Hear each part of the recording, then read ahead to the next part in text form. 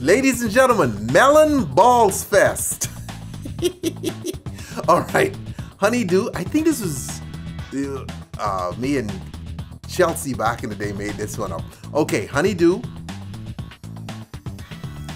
watermelon. You can get just balls of fruit. That's the whole thing. Okay, balls of fruit. Like every fruit that you could think of, you grab that you could put into a ball. Cantaloupe. Okay, lovely. Mainly those three. And then you stick some lime slices in just for some decoration in there.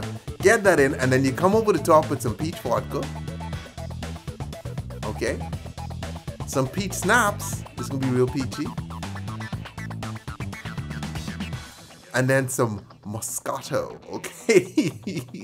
So this sangria-ish, but not really. A little bit of lemon lime soda on the top.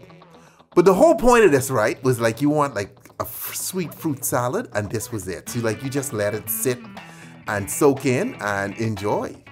Good to go. It's cute, it's fun, look healthy, right?